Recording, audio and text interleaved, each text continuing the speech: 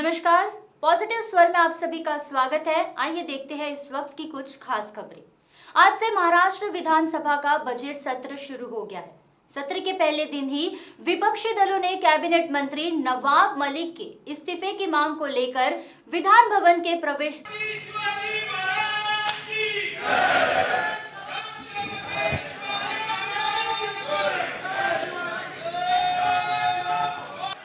अधिवेशन के पहले दिन ही विपक्ष सत्ताधारियों पर हावी होने की कोशिश में जुट गया और नवाब मलिक के इस्तीफे की मांग को लेकर प्रवेश द्वार पर ही हंगामा किया गया। इस बीच राज्यपाल भगत सिंह कोश्यारी ने बजट पर अपने अभिभाषण की शुरुआत की।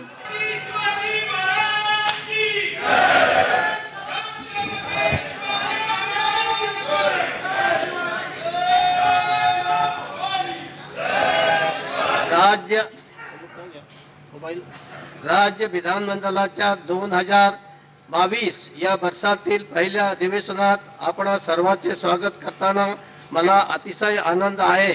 माझे शासन छत्रपती शिवाजी महाराज, महात्मा ज्योतिराव फुले, राजर्षि प्रतापराव महाराज। लेकिन सत्ताधारियों ने छत्रपति शिवाजी महाराज के बारे में उनके वक्तव्य को लेकर विरोध प्रकट करना शुरू कर दिया, जिससे नाराज होकर राज्यपाल अभिभाषण बीच में ही छोड़कर चले गए।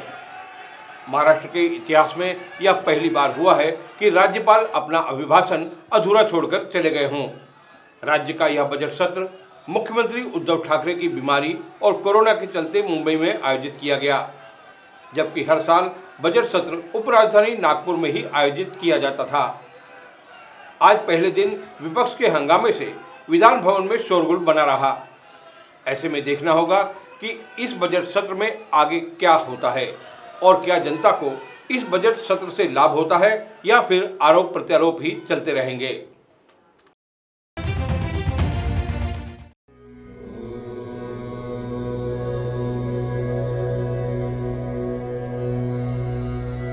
भारतीय संस्कृति का अपना अलग अंदाज है। इसी अलग अंदाज का दूजा नाम है योग। योग, जिसे हम योगा भी कहते हैं, शरीर की तंदुरुस्ती का घरेलू साधन है योग। हर तरह की बीमारियों को दूर रखता है योग। तो आइए हम आप भी अपनाएं योग, सीखें योग। और अब बढ़ते हैं अगली खबर की ओर। महाराष्ट्र सरकार ने अनलॉक के नए दिशा निर्देश अब जारी किए हैं। इन नए दिशा निर्देशों के अनुसार राज्य के 14 जिलों में पाबंदियों में ढील दी गई।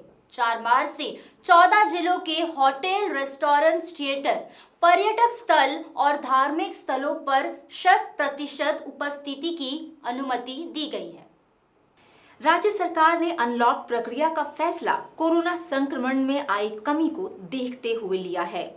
अनलॉक जिन जिलों में लागू किया गया है उनमें ठाणे और पालघर जिले शामिल नहीं है। इसीलिए ठाणे, नवी मुंबई, कल्याण डोंबिवली, भिवंडी, मीरा भाईंदर, वसई विरार और अन्य महानगर पालिका क्षेत्रों को राज्य सरकार के नए निर्णय से लाभ नहीं होगा। पिछले कुछ हफ्तों में कोरोना के नए मरीजों की संख्या में कमी आई है। देश के विभिन्न राज्यों में मरीजों की संख्या नियंत्रण में आने के बाद केंद्र सरकार ने अब अनलॉक के नए दिशा निर्देश जारी किए हैं। ये नए दिशा निर्देश अन्य लेन देन की सुविधा के लिए जारी किए गए हैं, क्योंकि मरीजों की संख्या में कटौती पाई गई है। सरकार के इस निर्णय से उन लोगों को अभी राहत नहीं मिलेगी जिन्होंने वैक्सीन के दोनों डोज नहीं लिए हैं। महाराष्ट्र सरकार ने अनलॉक की नियमावली में स्पष्ट किया है कि उपनगरीय गाड़ियों और सार्वजनिक वाहनों में यात्रा करने के लिए कोरोना वैक्सीन के 2 डोज लेना जरूरी है।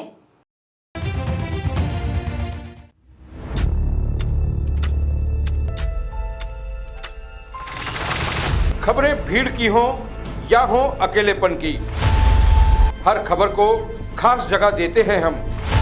राजनीति से लेकर मनोरंजन तक और मनोरंजन से लेकर अपराध जगत तक हर जगह पहुंचेंगे हम। आप देखते रहिए पॉजिटिव स्वर।